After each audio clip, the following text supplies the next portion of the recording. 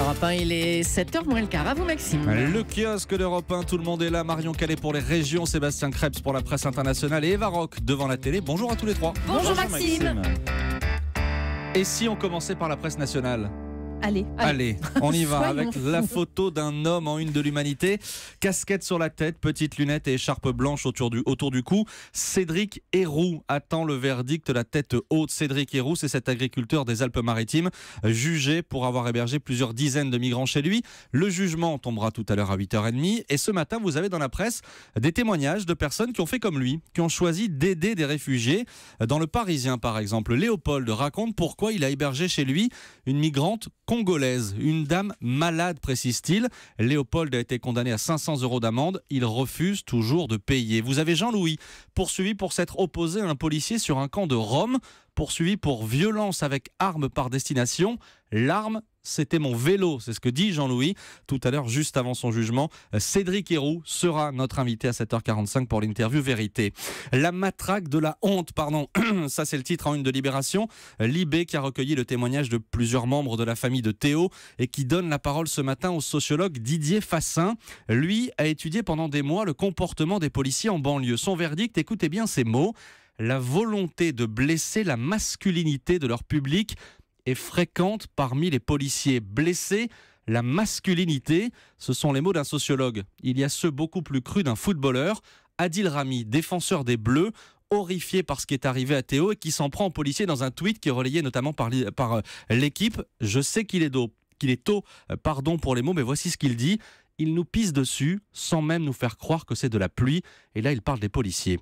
Dans la presse de ce matin, vous retrouvez aussi en une du Figaro la photo d'un chef, Yannick Aleno, seul nouveau 3 étoiles du dernier guide Michelin pour son restaurant de Courchevel. Aleno au sommet. Et puis un détail, je reviens à Libération. Donc c'est aujourd'hui le numéro 11111. Le journal s'attarde sur ce nombre, 11111. Une page entière pour nous dire que c'est un nombre aux propriétés mathématiques incroyables. Est-ce que vous êtes prêts ? Alors, attention. On y va. Comme tous les nombres formés uniquement de 1, le carré de 11111 forme un nombre palindrome, c'est-à-dire parfaitement symétrique. Qu'on peut lire dans les deux sens, Exactement. De droite à gauche ou de gauche à droite. Dans les deux sens. Carré de 11111 égale 123 454 321, c'est-à-dire... Palindrome. Oui. 1, 2, 3, 4, 5, 4, 3, 2, 1. Parfaitement symétrique. Comme la ville de Laval, par exemple. Et oui, fallait une chute, non? Je m'attendais pas à ça, mais elle est pas mal cette chute.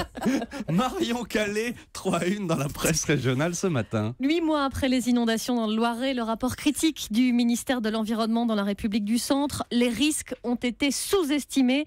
Des travaux pour faciliter l'évacuation des eaux sont recommandés. Une formule déjà devenue poncif à la une de plusieurs de vos quotidiens. Pluie d'étoiles, comme si les distinctions du guide Michelin tombaient du ciel.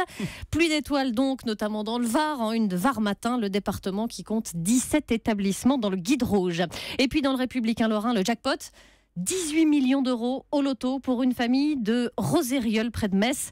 C'est le 6e plus gros gain de l'histoire. 18 millions d'euros. Pour un vendredi matin, c'est pas mal, 18 millions d'euros. L'histoire du jour, Marion, c'est celle d'une terrible vengeance. La vengeance d'un agriculteur dans les Côtes-d'Armor. Vous savez ce qu'on dit, la vengeance est un plat qui se mange froid. Et bien là, le plat était carrément périmé parce que notre vengeur a ruminé pendant plus de 10 ans.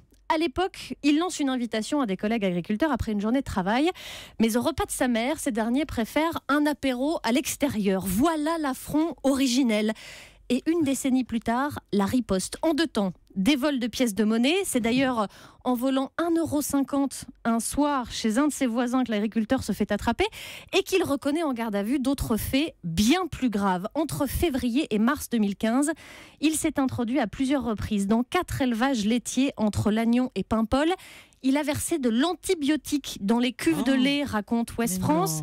Le breuvage, qui est très régulièrement analysé, devient évidemment invendable. Le cauchemar est dans le pré, disait hier l'un des avocats de la partie civile devant le tribunal de Saint-Brieuc. 6 mois de prison avec sursis et 34 000 € de dommages et intérêts ont été requis à l'encontre de l'agriculteur vengeur. La vengeance 10 ans plus tard. Merci Marion Calais. À la une de la presse internationale, Sébastien Krebs. Ce matin, ces révélations de la chaîne américaine CNN qui porte de très très graves accusations contre le Venezuela. Son ambassade en Irak est soupçonnée d'avoir vendu des passeports à des terroristes potentiels. pour leur permettre de voyager sans être inquiétés. Oui, c'est un système très organisé que décrit la chaîne américaine qui a travaillé sur cette enquête pendant plus d'1 an. Au cœur des révélations, il y a un homme, un ancien diplomate vénézuélien, il s'appelle Misael Lopez. Il a travaillé comme conseiller à l'ambassade du Venezuela à Bagdad et il raconte qu'à peine 1 mois après son arrivée, il a été approché par une femme employée à l'ambassade comme traductrice qui lui a expliqué qu'il pouvait gagner beaucoup d'argent, des milliers de dollars, en vendant des passeports vénézuéliens. Une liste de 13 Syriens était déjà prête. Il pouvait empocher 10 000 dollars pour chacun. Il a refusé. Sauf que ça n'était pas un cas isolé. Oui, il a découvert en tombant sur un document de l'ambassade une liste de 21 noms, des noms à consonance arabe et 21 numéros de passeport en face. CNN a vérifié ces passeports sont toujours valides. Sauf que lorsqu'on regarde dans les bases de données vénézuéliennes, eh bien, ils correspondent à des noms totalement différents, des noms hispaniques cette fois. Et ça voudrait dire que le Venezuela a délivré de vrais passeports à de faux noms contre de l'argent. Oui, exactement. CNN cite l'exemple d'un Irakien arrêté pour trafic de drogue. Il avait 2 pièces d'identité, une irakienne sur laquelle il est né à Bagdad, une autre vénézuélienne, un passeport qui mentionne qu'il est né au Venezuela. Incroyable. Le Venezuela a réagi, pardon ? Oui, alors CNN a eu le plus grand mal à obtenir la moindre réaction. Une équipe de la chaîne a même été expulsée en arrivant à Caracas. Ce qui est inquiétant, c'est que ces passeports, ils permettent de voyager partout dans le monde et sous les radars, parce qu'avec un passeport vénézuélien, on entre dans 130 pays sans aucune formalité de visa, dont 26 pays européens, l'espace Schengen, la France. Alors la question, c'est qui a pu en bénéficier? Des Syriens, des Irakiens, des Iraniens. CNN cite des proches du Hezbollah, et cela avec l'aval, selon elle, des plus hautes autorités. Le vice-président vénézuélien serait directement impliqué. L'ancien conseiller de l'ambassade, lui, a dû fuir son pays. Aujourd'hui, il vit en Égypte, dans la peur des représailles. Une histoire absolument terrifiante. Merci beaucoup, Sébastien Krebs. À la télé ce soir, ça va être un peu plus léger avec vous, Eva Rock.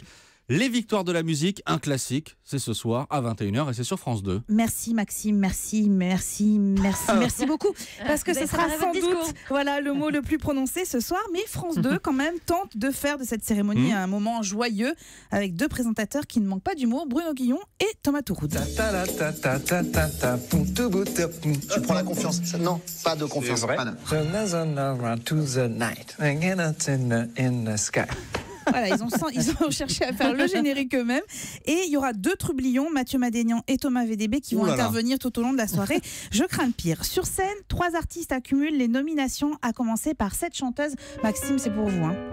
Oh, Véronique Sanson. Ah bah voilà, alors là vous êtes fait coiffer. On reconnaît l'intro au piano. On écoute un peu. Et oui. Si j'avais toujours mes amours d'avant, parmi mes amis, mes amours et mes amants. Et je l'appelle encore, c'est la chanson qui est en lice pour la victoire de la meilleure chanson. Véronique Sanson est également nommée dans la catégorie meilleure interprète féminine. Côté garçon, lui aussi devrait être sous les feux des projecteurs. Première note du morceau titre de son album. Maxime, vous qui êtes hyper fort en blind test d'habitude. C'est Benjamin Biolay. Exactement, Sébastien.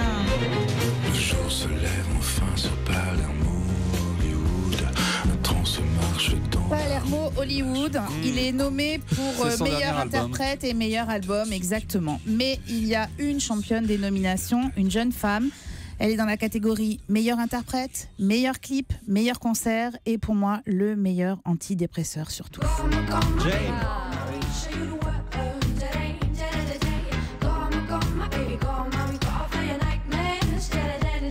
Et comment sont les autres chansons? Parce qu'on connaît que celle-ci en fait.